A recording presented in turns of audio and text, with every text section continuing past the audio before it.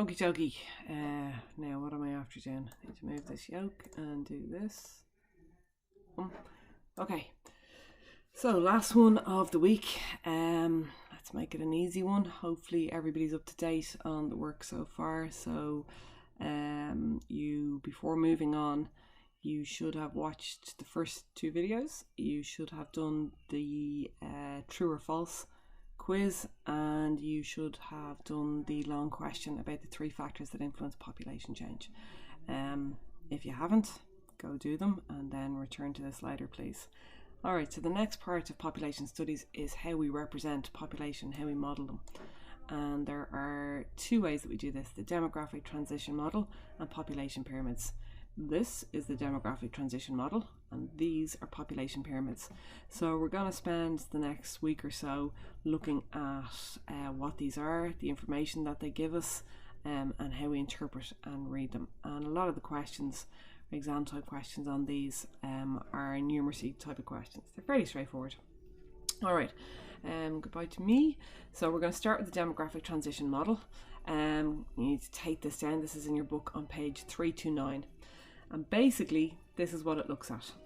So as the economy of a country develops, and that basically means as countries become richer, that country will go through changes to its birth rate and death rate. So if you think about it, excuse me, as a country becomes richer and more developed, what will happen? Its death rate. Less people will die, so its death rate will decrease. What will happen? Its birth rate. Probably more women, equality, there'll be more equality in society, more women will stay in jobs, so its birth rate will become lower. This then will impact on population growth of a country as it develops. So as a country develops, the population growth tends to slow down a bit. So do you remember we mentioned a couple of classes ago that most of the fastest population growth in the world is happening in the poorer countries? The different changes that a country's population goes through are shown on the demographic population model. What? That should be called the demographic transition model. Sugar. Let me change that. Transition model. Okay. So this needs to get taken down into your hardbacks. So basically, the demographic transition model is a model. It represents what might happen to the population of a country as it becomes richer. So if you think about Ireland in the 1840s, the famine, very poor country, high death rate, very high birth rates because people are having a lot more kids. Then you think about Ireland now, we've a lot lower death rate and we've lower birth rates, and that's because we become more developed. So this is saying that countries don't just always have the same birth and death rates. These will change as the country becomes more developed, and then this will affect population growth. All right. Now, all we're going to do today is watch this video, and you're going to answer the questions on it, and then transfer those questions into assignments. All right. This is kind of an introduction to the idea of the demographic transition model. And maybe I'll try flag where the answers to the questions are in it too. Hang on. Get my page ready. What if people just stopped having kids? A future where women can't have babies is a topic that's been explored quite a bit in the world of sci-fi. God whipped up a special plague, the plague of infertility. Why are women infertile? Why can't we make babies anymore? But is there any truth to these works of science fiction that speak of a childless dystopian future? Well, between the years 2050 and 2100, the combined populations of Asia, Europe, and Latin America are expected to shrink by hundreds of millions of people. And some demographers say that by 2076, children will be rarities. We won't be living in a world where women are biologically incapable of having babies, we hope. But many people have been opting for fewer children for years. To keep populations stable in industrialized countries, the fertility rate needs to be about 2.1 babies per woman. But it's below that in America. The fertility rate in the United States reached its lowest level in history in 2016. It's even lower in Europe. In 2015, only 488,000 babies were born in Italy. That is the lowest number ever since the modern state was founded in 1861. And in Japan, so few people are being born that the population is not only getting smaller, it's getting older. People aren't getting into as many romantic relationships, having as much sex, or making as many babies.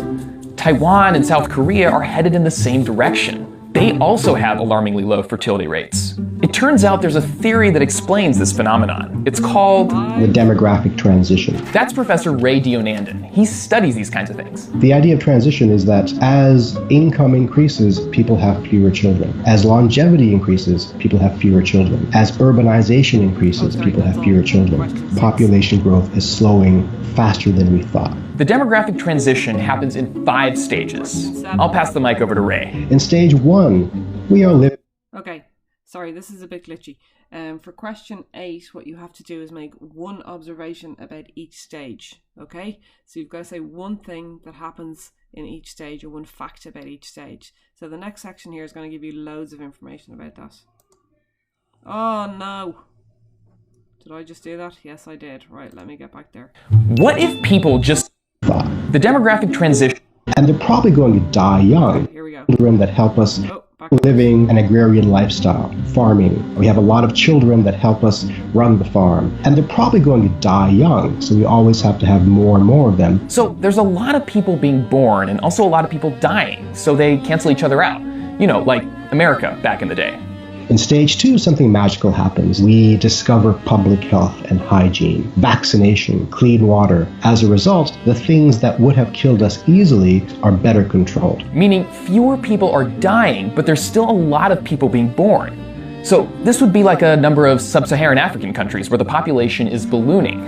In fact, by 2100, Africans are expected to make up more than 1/3 of the world's population, with 4.5 billion people. But its fertility rates are expected to reverse as Africa enters the next stage. In stage 3, we discover contraception, education for women, urbanization. As a result, due to social pressures, we feel that we don't need to have that many children anymore. So way fewer people are being born, and the number of people dying is slightly less. India and some Middle Eastern countries fall into this category, and some would say China and Iran have already emerged from it. Stage 4 is when death rate and birth rate are very low. There isn't a whole lot of reason to have children except for personal reasons. There's no economic reason to have a child. This is basically Europe and the United States today. In stage 5, people are rarely having children, and more people are senior citizens. And some demographers consider Japan to be a stage 5 country. Its population has already dropped by 1 million people, and it's expected to lose 40 million more people by the year 2100. The demographic transition is not a perfect theory. It doesn't account for things like war, climate change, or religion. But what we do know is that once the fertility rate has dropped too low, it's difficult for countries to reverse the trend. Studies show government attempts to do so have only been met with modest results. Faktisk har danskerne 46% mere sex på ferier sammenlignet med hverdagen. But there is one potential solution: immigration. Europe is going to have to open its doors to more immigration if it wants to maintain the wealth that it has. Because immigration brings in young people, brings in people contributing to the tax rolls, and people who fill needed jobs. Immigrants have helped the US offset a declining fertility rate and the population decreases that come with it. The same has happened in Germany. But what about countries like South Korea or Japan? They have extremely strict immigration policies. So for a stage 5 country like Japan, what's next for them? I don't know, except to say that they're going to have to import people if they want to maintain the economic wealth and status that they currently enjoy. Infertility scenarios like Children of Men or The Handmaid's Tale aren't in the cards, but in many parts of the world, people will have fewer and fewer babies, and populations will get progressively older. As social norms change and economic conditions and public health improve, there will be more and more countries with shrinking populations. In an era of anti-immigrant sentiment, a total and complete shutdown of Muslims entering the United States. Will America be one of them?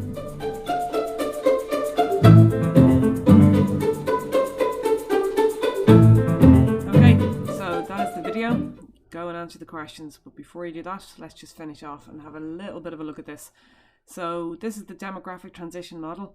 These are the 5 stages that they refer to in the video, okay? Each stage shows you birth rate, death rate, and total population, all right?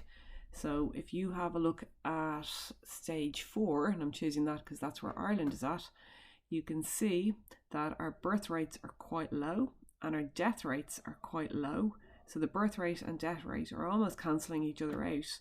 So our population growth is very, very slow, and it might even stagnate or stop.